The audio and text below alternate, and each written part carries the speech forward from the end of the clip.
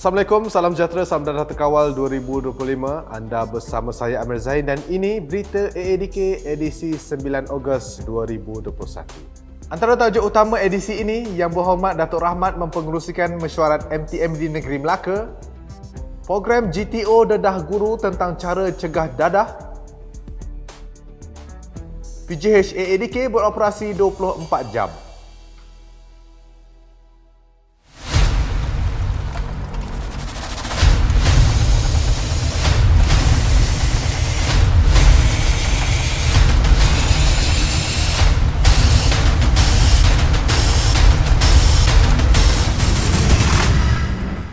Tiada jalan mudah untuk berjaya dan tiada jalan mudah untuk bahagia. Jadi buang tabiat tidak baik untuk berjaya dan bahagia. Buang perangai kita yang ingin mengambil hati orang. Buang gaya hidup buruk yang tak sihat. Pengerusi Jawatankuasa Bertindak Kesihatan dan Anti Dadah Negeri Melaka, Rahmat Miraman, gesa pihak Agensi Anti Dadah Kebangsaan AADK memberi perhatian kepada beberapa kawasan tumpuan di negeri itu agar isu penagihan dan pelancongan sosial dapat dikawal. Mesyuarat Majlis Tindakan Membanteras Dadah MTMD Negeri Melaka yang dilaksanakan secara maya itu bertujuan memantau dan memastikan penyelarasan dasar pelan tindakan strategi dan program membanteras dadah oleh semua agensi dan organisasi di peringkat negeri dan daerah. Menerusi mesyuarat itu, Rahmat Miraman juga menyeru supaya semua jabatan, agensi, badan bukan kerajaan NGO dan pemimpin komuniti untuk sama-sama membantu serta berkolaborasi secara jitu dengan agensi Anti Dadah Kebangsaan AADK dalam menjayakan usaha mencapai dadah terkawal menjelang tahun 2025. Dadah masih merupakan nombor satu negara. Justru itu, kerjasama ahli-ahli mesyuarat adalah dipohon untuk berkolaborasi dan berganding bahu bagi membenteras musuh nombor satu negara ini demi masa depan anak-anak muda kita. Melalui mesyuarat ini, saya berharap kita dapat membincangkan isu penyalahgunaan dadah, substan dan pelancongan sosial secara lebih terperinci. Saya menyeru semua ahli yang hadir dapat memberi perhatian dan mengambil peluang untuk mengutarakan pandangan serta syur yang boleh dilaksanakan dalam usaha membenteras penyalahgunaan dadah dan penagihan dadah di negeri Melaka bagi mencapai matlamat dadah terkawal tahun 2025. Sementara itu, pihak kerajaan negeri telah meluluskan peruntukan bagi pelaksanaan program fokus 5 tahun Melaka Perangi Dadah penghijauan 10 kawasan berisiko tinggi KBT, manakala peruntukan bagi program zakat asnaf Ar-Rikob dalam memperkasakan program rawatan dan pemulihan orang kena pengawasan OKP Negeri Melaka diluluskan di bawah Majlis Agama Islam Melaka, MAIM. Saya berharap usaha ini dapat diteruskan bagi tahun ini bagi mencapai hasrat kerajaan untuk merealisasikan Melaka lebih bahagia tanpa dadah. Saya dipahamkan mesyuarat MTMD bilangan 1 tahun 2021 semua daerah telah berjaya dilaksanakan mengikut jadual. Tahniah saya ucapkan. Saya juga berharap mesyuarat MTMD di peringkat negeri dan daerah yang seterusnya dapat dilaksanakan mengikut perancangan takwim yang telah dikemukakan. Dalam mesyuarat itu juga mewakili Ketua Pengarah AADK ialah Tuan Othman bin Mohamed Nazari, Pengarah Bahagian Dasar Perancangan dan Penyelidikan AADK. Ada kalanya dalam mendidik anak-anak, ibu bapa secara tidak sengaja berkelakuan pilih kasih dalam memberi kasih sayang atau perhatian. Zahirkan kasih sayang terhadap anak-anak. Jika perlu ditegur, tegurlah dengan kasih sayang. Bertemu kembali.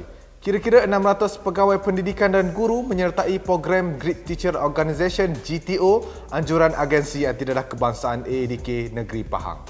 Program kerjasama dengan Jabatan Pendidikan Negeri Pahang dilaksanakan secara maya bertujuan memberi pengetahuan tentang senario dadah semasa serta memberi kemahiran dalam menyampaikan mesej dan panduan bagi mewujudkan persekitaran yang sihat tanpa dadah.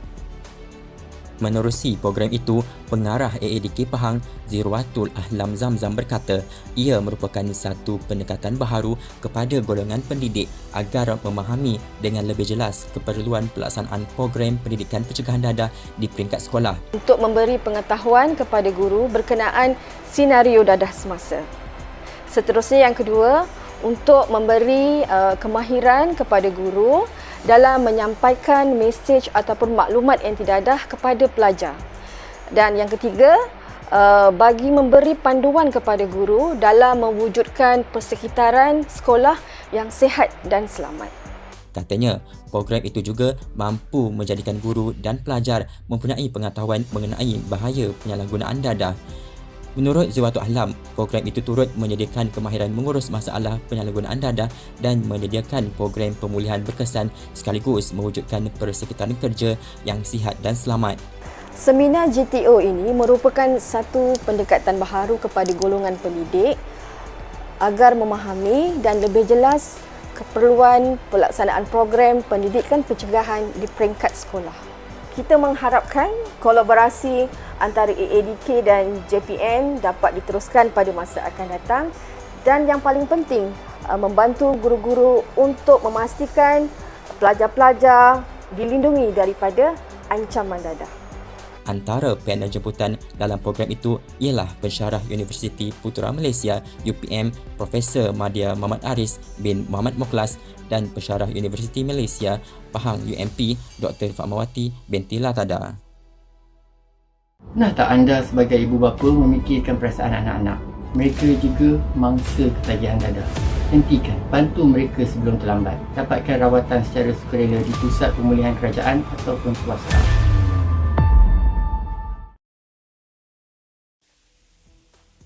Baik, kita teruskan ke berita seterusnya. Pusat Gerakan Hotline PGH Agensi Antidadah Kebangsaan AADK beroperasi dalam tempoh 24 jam ketika negara berada dalam Pelan Pemulihan Negara PPN. Pengoperasian itu bagi tujuan aduan permasalahan dadah dan khidmat kaunseling kepada semua yang memerlukan. Sementara itu, operasi di Pusat Pemulihan Penagihan Narkotik atau PUSPEN turut berjalan seperti biasa, namun ia hanya melibatkan klien dan kaki tangan agensi secara dalaman. Semua aktiviti di luar PUSPEN AADK termasuk lawatan keluarga, waris, orang awam, jabatan luar, pertubuhan bukan kerajaan atau NGO ditangguhkan dalam tempoh Pelan Pemulihan Negara PPN. Turut ditangguh ialah program atau aktiviti klien di luar PUSPEN dan program pra-penempatan pekerjaan klien sebagai usaha mematuhi prosedur operasi standard SOP yang ditetapkan kerajaan. Selain itu, AADK juga mengambil keputusan untuk menangguhkan program bersemuka klien dalam pengawasan bagi mengekang penularan jangkitan COVID-19. Bagaimanapun, program bersama klien dalam pengawasan itu dilaksanakan secara atas talian. Sebarang pertanyaan berhubung khidmat aduan berkaitan permasalahan dadah dan khidmat kaunseling boleh hubungi nombor telefon yang tertera. Memulakan langkah pertama memerlukan 1000 kekuatan. Langkah seterusnya memerlukan nekat dan juga keyakinan. Namun kita harus sokong dan bantu mereka kerana kepulihan itu pasti.